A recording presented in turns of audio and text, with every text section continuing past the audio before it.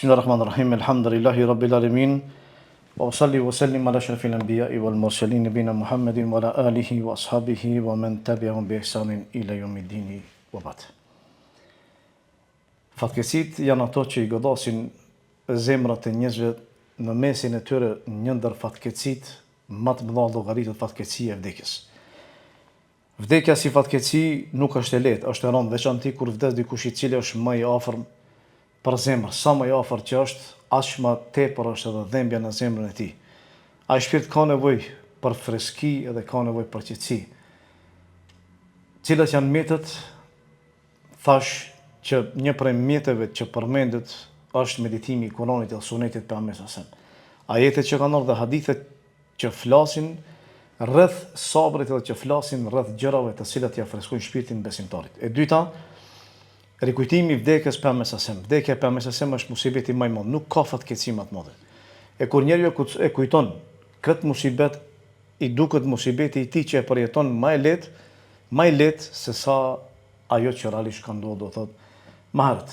Edhe po ashtu thash, ajo që e godet njeriu nuk ka pas mundësi për me ik. Ajo që nuk e ka godit s'ka pas mundësi për me ndodh. Ky është ligji i Allahut azza wa jall. Këto tri i qetësojnë. Cilat janë qera? Tri të parët i trajtova ligjëratën e kaluar. E katërta si pikë me lenin Allahu azza wa jall që ja qetëson besimtarit shpirtin, është kërkimi ndihmë prej Allahut, mbështetje Allahut, të kënaqërit me caktimin e tij dhe nënshtrimi ndaj kaderit të Allahut azza wa jall. Çka do thotë kjo? Enesi radhiyallahu anhu ishte duke qëndruar me shokët e tij një ditë prej ditëve dhe ju tha: "A dëshironi që t'ju tregoj për një hadith që nuk e gjeni dikë tjetër i cili do që u tregojë juve këtë hadith?" I thanë po. Tha e kam dëgjuar pejgamberin e Allahut një ditë prej ditëve duke qenë bashkë me të. Pejgamberi i Allahut azza wa jall realisht qeshi. Edhe i pyeti sahabët, i tha: "A dini pse qesha?" I thanë: "Jo, ja Rasulullah." Atëherë pejgamberi i Allahut azza wa jall tha: "U çudita me çështjen e besimtarit. Se Allah azza wa jall kur e cakton për të një çështje rreth jetës tij, kader, është e mirë për të. Çdo gjë që caktohet prej anës Allahut dije që është në favorin e besimtarit. Nuk ka mundësi me qenë ndëmti. Çdo gjë që vjen prej fatkeqësive realisht është fati i tij, që Allah e ka caktuar për të, edhe kjo do të mbetet me të. Ndoshta për neve në sytë tonë duket që është diçka që dhem, po realisht pas asaj fshihen shumë urtësi e robi që më vonë i kupton edhe ishe. Ky kader i Allahut e ka patjetër me ndodh. Kush është i kënaqur me caktimin e Allahut, Allah është i kënaqur me të. Kush zemërohet me caktimin e Allahut, Allahu zemërohet me të. Kaderi patjetër e ka për me ardh. E tash mbetet prej robit, nëse është i kënaqur, shpërblet. Nëse nuk është i kënaqur, i prishin veprat e tij. A kaderi ndodh, s'ka mundësi për mund ndryshu. Kjo nxit për me mendu dy herë para se me u anku kur të ndodh një fatkeqësi. Për shkak se realisht ankesat e tua dhe pakënaqësit nuk luajnë rol. Vetëm se ti e dëshpron Zotin tënd, e realisht e zemron Allahun, e kënaq shejtanin, edhe hum ti, askush tjetër. Nëse dëshiron për me fitu, thjesht kuptoje se kaderi i Allahut s'ka mundësi për me ndryshu. Kjo është caktimi i Allahut, i cili është shkruar për me të godit, për me ndodhë e ti, andaj je i kënaqur që ta marrësh shpërblimin e Allahut edhe ta shohësh veprën më vonë, dunjë dhe në ahiret, sepse frytet e sabrit shihen edhe në dunjë po edhe në ahiret. Ajo që është shumë e rëndësi është si e kanë përjetu ata të parë tonë këtë realitet. Sepse neve zakonisht na duhen nganjëherë shembulltyra për me kuptuar mirë realitetin, se si duhet për me duru. Do t'i përmendi disa prej shembujve që i kanë përmend dietarët e mëhershëm, rreth atyre që i kanë pas njëjtët fatkeqësi sikurse ne. Këto fatkeqësi te ata janë mirëprit dhe i kanë kuptuar si dhunti si begati. Një prej atyre është rasti i Omer ibn Abdulazizit, i cili ka qenë halifi i muslimanëve. I ndron jetë i biri i tij që e ka dashur shumë, Abdul Meliku.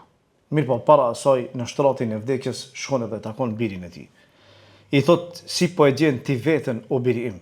I thot: "O prindi im, unë pëshu vetën se unë ka ardhe vërteta, do thotë është në prag të vdekjes. E çfarë i thot Omer ibn Abdulazizi? Tha, o birim, unë t'jem në peshorën time, ose ti t'jesh në peshorën time për mua është më e dashur se sa unë t'jem në peshorën tënde. I bie që Omeri i thoshte atij, shiko, kjo është caktimi i Allahut. Ajo që të ka ndodhur është diçka që nuk ka mundësi për mos avencu. E imja mbetet durimi dhe shpresa në llogarinë e Allahut, me shpresë që ta fitoj xhenetin e Allahut me këtë sabër.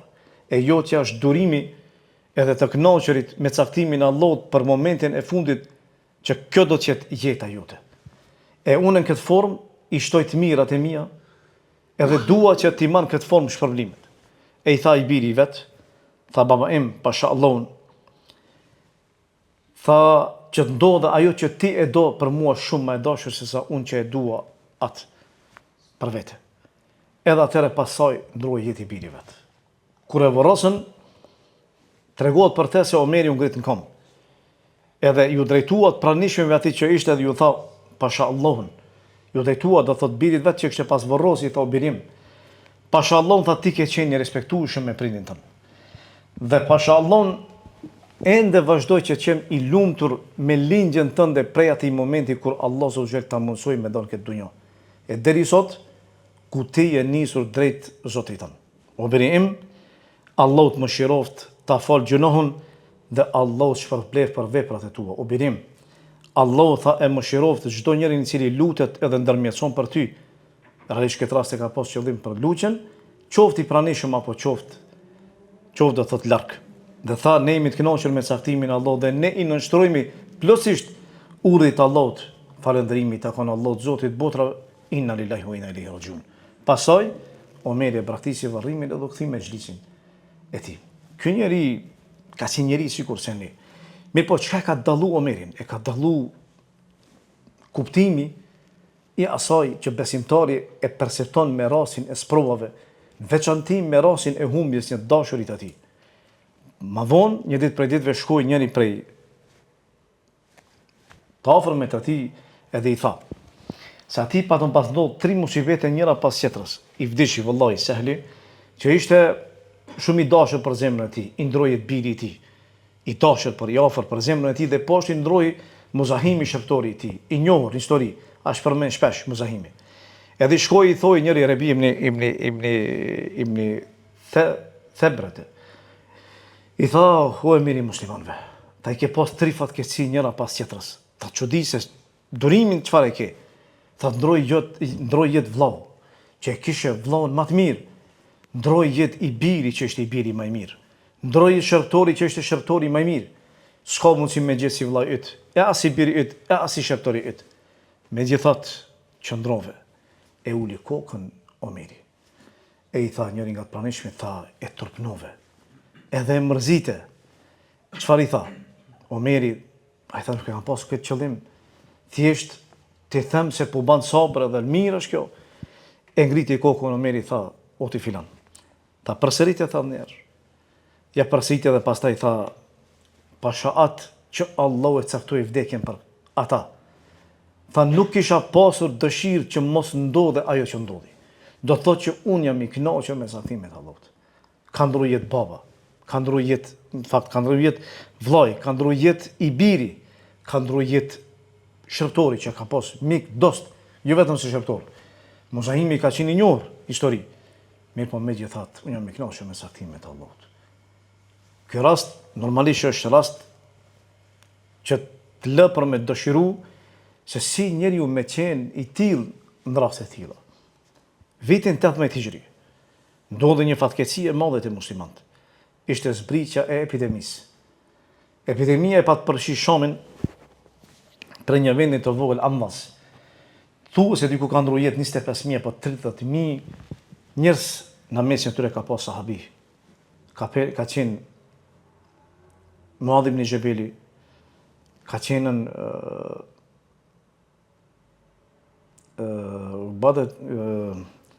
Shurhebili dhe disa prej qerve sahab. Kryesorja. Ajo që neve në intereson është Amr ibn al-As, radiallahu anhu, kur e pa se u përhap epidemia, Tha, largohuni nga kjo fatkeqësi, nga ky dënim prej dënimeve të Allahut dhe shkoni në për bjeshka edhe në për lugina. Edhe i shkoi lajmi Shurhabil ibn Hasene, sahabi, i shkoi lajmi edhe u zemru shumë. Edhe i mori në llonet e tij edhe nisi edhe tha, kush ka thonë ashtu? I thanë që ka thonë Amr ibn al-As. Ta e kam dëgjuar pejgamberin Allahut duke thënë që epidemia murtaja realisht është rahmet prej Zotit. Edhe është luqja e pejgamberit. Luqja e pejgamberit do të kupton luqja që i pa bë pejgamberi sa për murtajin edhe për umetin e tij, që mos hyjnë detaje për këtë çështje se nuk është tema këtu. Tema është diku tjetër. Kur i dëgjon Modhi këtë hadith, po dhe Amr ibn al-As kur i dëgjon më vonë, thuhet që Amr ibn al-As kur i pa ata se po vdesin normalisht, logjikisht, tha largohuni, shpërndohuni që mos jeni njëri me tjetrin që mos ju përfshije murtaja. Dikush me një anë, dikush me një anë, me qëllim mos qëndrojnë afër njëri me tjetrin që mos i përfshije murtaja. Korona. Edhe atëra kur i dëgjoi Shurhabilin se ka thonë kështu, tha, e ka thonë të vërtetën. Që thuhet, u zemru çast shumë Shurhabili, edhe e qortoi. Dhe thuhet se Amr ibn al-As ka qenë ende jo musliman para se me dëgju këtë fjalë.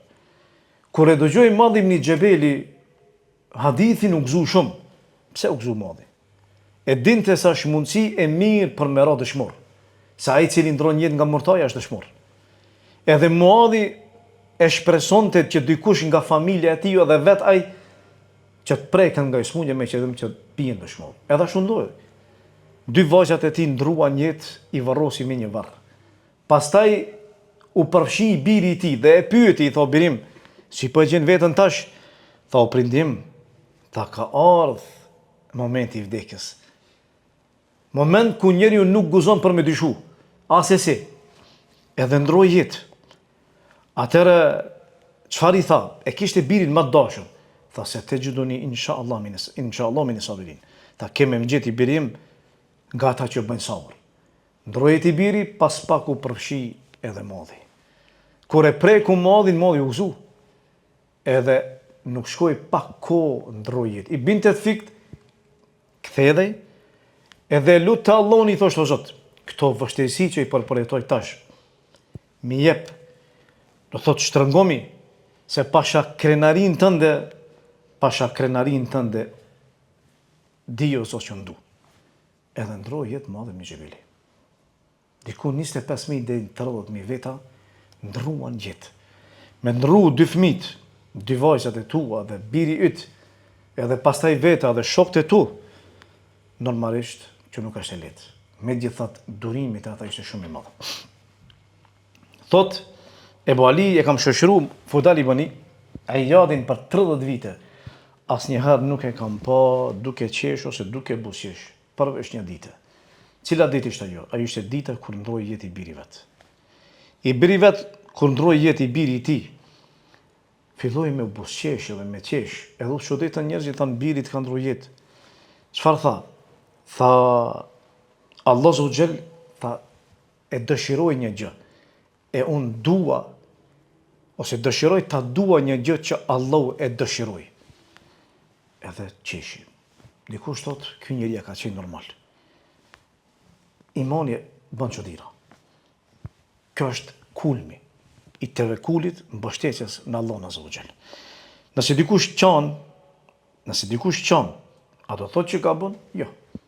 Nëse dikush i ndron jetë, edhe ka godit një fatkeqësi, nëse qan, a do thot kjo që bie ndesh me rregullat e fesë? Jo.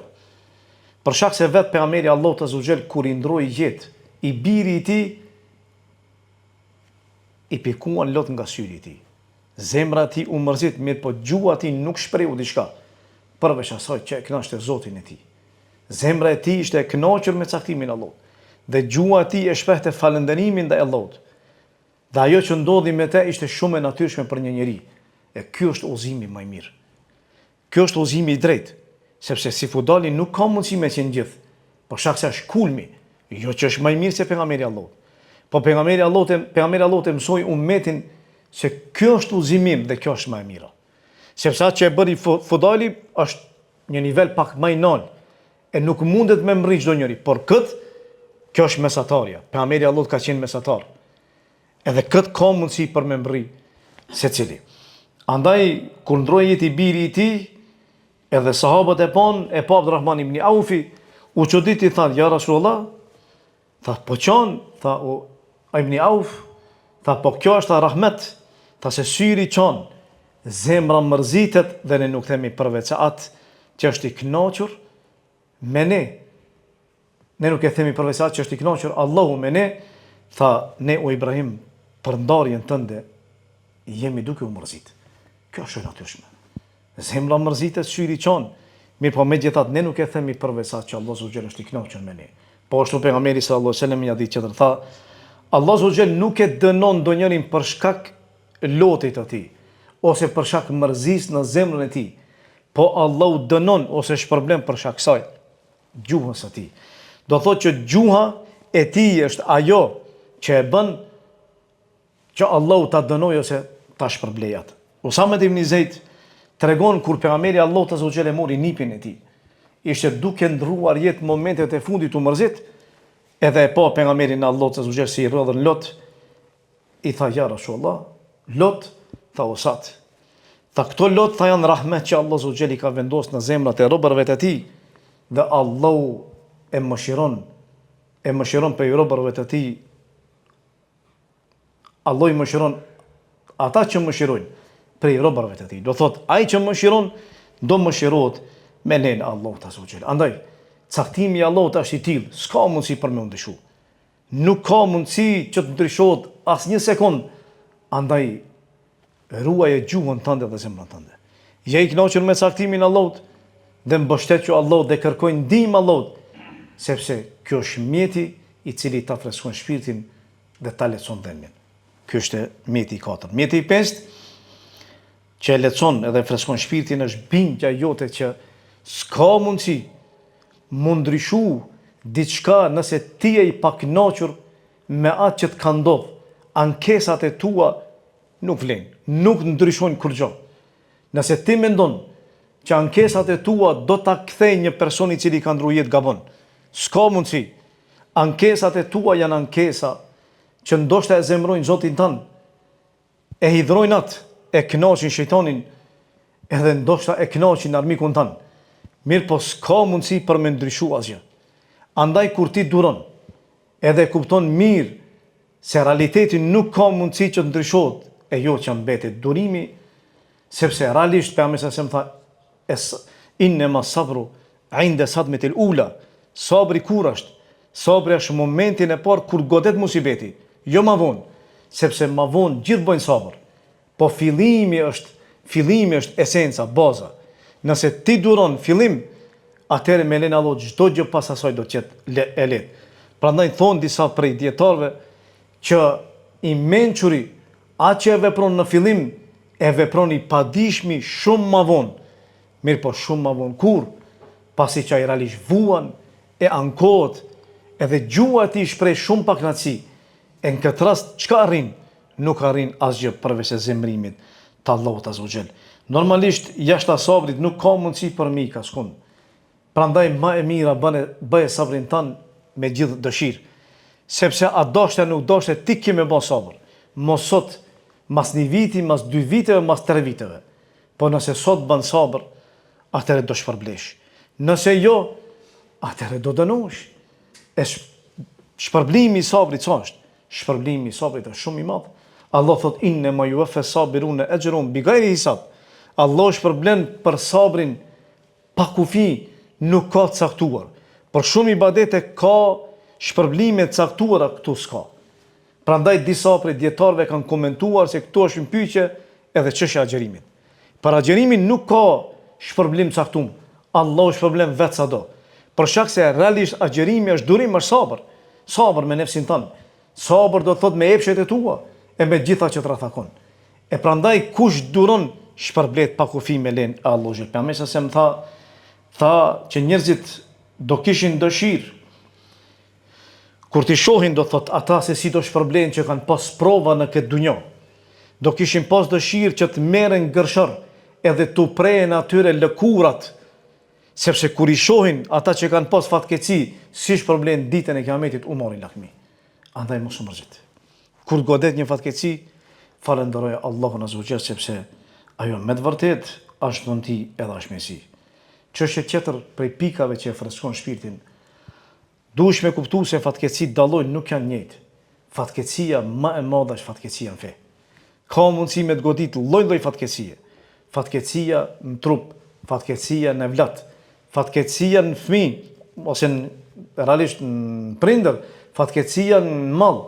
Mirë po, fatkeqësia në fe është fatkeqësia më e madhe më rënd. E atë që Allah Azza wa Jall e sprovon, edhe e godet në fe, kjo është sprova më e madhe. Të privohet dikush nga feja Allahut Azza wa Jall, ose të zhytet në për gjunoje dhe të vazhdojë me gjunoje, kjo është belaja më e madhe. E kush mendon se kjo është e lehtë gabon, për shkak se Allah nuk ta mundson çdo herë ti me qenë në rrugën e drejtë. Ndoshta ka mundësi je në rrugën e drejtë, po ndoshta më vonë devijon, edhe pastaj pikpyetja është Allahu atë kthen në atë rrugë apo jo. E kur ti sprovohesh me diçka në fen tënde, dije që kjo është sprova më e rëndë. Kur godet diçka, gjithmonë falenderoj Allahun dhe thuaj elhamdulillah, o Zot që nuk më sprovove në fe, po më sprovove në pasuri, sepse pasuria ka mundësi për me u kthy. Edhe fëmia ka mundësi me kompenzu me fëmijë tjetër, po edhe gruaja ka mundësi me kompenzu me grua tjetër. Prindi nuk kompenzohet, po megjithatë njëri ban sabër e duron, po feja kur humbet, atëherë humbet çdo sen. Nuk ka më pesh as fëmia, as pasuria, as prindi, as veçja. E do thotë që kjo sprov është e rëndë, sprovat nuk janë njëjtë. Andaj kur të godet diçka, kujtoje këtë realitet. Pas sprovës fes, sprova më e madhe është sprova në trup, pas sprovës në trup, sprova më e madhe është në familje, e pastaj vjen sprova në pasuri. Kështu ndohen edhe radhitën sprovat, tash varet cila sprov ty të përfshin. Thoshte Shurehi rahimullah, kur më godet një musibet, unë e falenderoj Allahun 4 herë. E para falenderoj Allahun se nuk më ka dhënë një sprov më të madhe se sa ajo, sepse ka pas mundësi sprova të më vije shumë më e madhe. Allahu ta ka marrë një sy, po Allahu ta kalon edhe një tjetër, sepse Allahu ka pas mundësi me t'i marrë 2, po s'ti ka marrë. Allahu ta ka marrë një këmbë, ta kalon tjetrën, e dikujt ja ka marrë 2. Allahu të ka sprovuar pasuri, i ke humb diçka prej pasurisë tënde, po ma vonë e kthehet me lenin Allahut. Allahu Azza ka marrë diçka, po të kalon shumë çka. Allahu Azza ka sprovuar diçka shumë më shumë se sa ti. Andaj thoshte Shurehi që falenderoj Allahun që Allah nuk më ka sprovuar me diçka më të madhe se ajo. E dyta tha falenderoj Allahun që Allah më dha sabër, edhe mundësi që shpresoj shpërblimin e Allahut ditën e Kiametit. E treta tha falenderoj Allahun që Allah më mundsoi që them inna lillahi wa inna ilaihi rajiun, se me këtë ja kujton vetës realitetin e fatkeqësisë edhe realitetin e robit në këtë dunjë. Edhe e katërta tha e falenderoj Allahun që Allah këtë musibet nuk e bëri në fen time, po Allah më shpëroi diçka prej gjërave të cilat janë kalimtare, edhe ndoshta kompenzon shumë lehtë, po ndoshta edhe dyfishon më vonë me lejen e Allahut Azza wa Jall. Po ashtu, prej mjeteve që e lecsojnë edhe që e freskojnë shpirtin, është po ashtu rikujtimi se dunjoja është kalimtare. Normalisht dunjoja realisht është dhembje, atë dhembje e fshi shpresa. Dhembje në kupton që do thotë në dunjo ke për mi përjetu sprova. Po pse njëri nuk i nxjerr ato dhembje që e ka? Ato dhembje i fshi shpresa sepse ai shpreson. Dunjoja është shpresë që realisht atë shpresë e realizojnë veprat, sepse ai punon edhe mundohet që të realizojë synimet e tij. Dunjoja është punë, vepër që vjen koha ku do ta ndërpresë e gjeli me lejen e Allahut Azza wa Jall. Kur e kujton se kjo dunjë është kalimtare, dhe se nuk ka rehati, atëherë ti e di se me lejen e Allahut nuk ka njeri i cili është i lumtur krejtësisht. Kështu është dunjoja. Mos i shikon njerëzit në pamjet e jashtme. Pamjet e jashtme gjithë duken të këndshëm, të lumtur, por realiteti është diçka tjetër. Ata vuajnë në shpirtat e tyre, po nuk tregojnë dhe nuk shfaqin. Ata kanë probleme dhe kanë telashi, ti nuk i di, po ti mendon se filani është i lumtur dhe realiteti është diçka tjetër. Dunjoja nuk e mëshiron askënd. Dunjoja nuk ka mëshirë për asnjërin prej neve. ajo e përfshin secilin prej njeriu. Me gjithë ato sprovat e saj që i ka. Andaj kur e kujton se është e shkurtër dhe se është kalimtare dhe se xheneti është i përhershëm, atëre sabri shtohet, bindja në Allahun shtohet, po edhe mbështetja në Allahun shtohet. Allah subhanahu kur e përshkruaj dunjon, e ka më mirë se kush tjetër ta përshkruajë dunjon se sa Allah subhanahu. Askush ai i cili krijoi. Thot Allah subhanahu: "I'lamu annama al-hayatu ad-dunya la'ibun wa lahwun wa zinatun wa tafakhurun bainakum wa takathurun fil amwali wal awlad." Tha dijeni se kjo dunjë nuk është diçka tjetër përveç se argëtim. Dëfrim, krenarie dhe mburje në shtimin e pasurisë dhe fëmijëve, jo diçka tjetër. Pastaj Allahu e solli një shembull praktik që me kuptu secili prej neve, tha: "Kemethali gajthin a'jabal kufara nabatu." Ta sikur se shiu që bie në tokë dhe pastaj del bima është e gjelbër. Kështu është dunjoja, fillimisht duket e ëmbël, e mirë, e gjelbër, por realiteti pastaj ndryshon me kohë. Edhe tha pastaj kur bujku e shef që me kohë u ndryshu, edhe u tha ajo bim, edhe pastaj u thyje, e kupton realitetin asaj bime se çfarë bot kuptimi ka. Kështu është dunjoja. E kupton njerë se është e mirë, e ëmbël, e gjelbër, qosht, mashtron, shkon pasaj, po me kohë e shef se nuk pasa kur gjo. Kështu është dunjoja. E Allah zogjer të bëri qartë me dije se realiteti i saj është shtu, thoshte pemësëm, çfarë kam unë edhe dunjoja. Tha shembullim dhe shembulli dunjas është sikur se shembulli kalimtarit i cili nalët, që të pushoj në hijen e një pemë dhe pastaj niset ec. Kjo është dunjoja. Me kaq përfundon kush dëshiron për me kuptu realitetin e dunjos. E andaj kur përfshin një musibet, dije që me lejnë Allahut është e përkohshme, e lehtë krahas asaj që i pret ata në ahiret që nuk kanë bërë durim, që është dënim shumë i rëndë dhe dënim shumë i madh. Kush duron këtu pak, atë që shpërblet shumë. Edhe për sot, si pikë e fundit, ajo që e fllati zemrën janë urtësitë edhe janë shpërblimet që njeriu i merr. Ma mirë themi urtësitë edhe dobit. Çfarë dobi dhe çfarë urtësie? Kur njeriu sprovohet, sprova i ja kthell syt, i ja kthell zemrën. Njeriu kthehet Allahut Azza wa Jalla dhe pendohet. Ka qenë gjunaçar, mëkatar, sprova e kthen. E keni pa shumë njerëz i kanë qenë gjunaçar, mëkatar, me kohë kanë ndryshu shkaku i sprovave. Ata persona nuk e kanë njohur Zotin, po sprova i ka detyruar që ta njohin Zotin e tyre. Edhe pastaj janë bind edhe janë kthyer Allahut Azza wa Jalla. Sprova është shkak që të lartësohen gradat, të fshihen gjunat. Nëse ke qenë prej të mirëve, do rriten gradat e tua.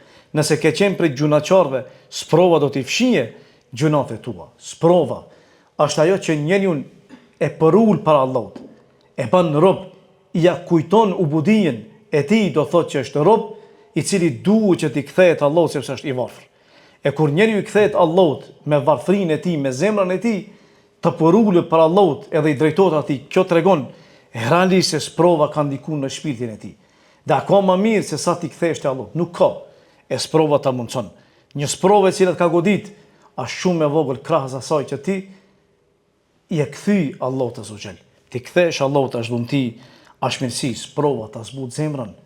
Ta zbut zemrën, kur zbutet zemra, perceptimi jot ndryshon, bindja jote ndryshohet, e vërteta shihet si vërtet, e pa vërteta si e pa vërtet. S'ka mundsi diku që ti zbutet zemra, edhe ai person pastaj qet prej atyre që nuk e duan Allahun Azza wa Jall. Jo.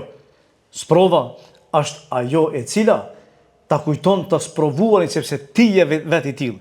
Deri gjë se ke ditë, se ke njoft, e ke pa dikën, mirë po nuk e bashkëngjen.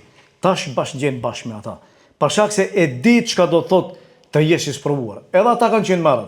Ti se ke ditë, tash e ke kuptu, tash bashkëngjen. Kjo është mëshirë edhe rahmet për zemrën e njeriu. Dhe poshtë sprova është ajo e cila ta mëson vlerën e dhuntisë edhe vlerën e realisht trupit tanë, shëndetit tanë. Njeriu nuk ja di kimetin, nuk ja di vlerën përderisa nuk e humbat. Kur e humb, e kërkon mirë, po ka mundësi me qenë shumë vonë, kur ja di vlerën, atëherë normalisht që edhe e ruan, edhe falenderon. Këto ishin disa prej pikave që ja lehtësojnë njeriu sprovën e tij, ja freskojnë shpirtin e tij me rastin e fatkeqësive, në veçanti me humbjen e një të dashurit të tij. Inshallah me pikat e tjera vazhdojmë ligjëratën e ardhshme. Lut Allahun Azza wa Jall që Allahu shpirtat e tona të qetëson. Lut Allahun Azza wa Jall që Allahu na mundsoj që të jemi të kënaqur me caktimin e Allahut, Dhe lusa Allahun që ta mundsoj që të jemi prej atyre që ecim rrugës që është i kënaqur Allahun. Dhe lusa Allahun që Allahu të mëshirojë çdo muslimane në veçantë të vdekurit tan. Wa qulu qawli hadha wastaghfirullaha li wa lakum walhamdulillahi rabbil alamin.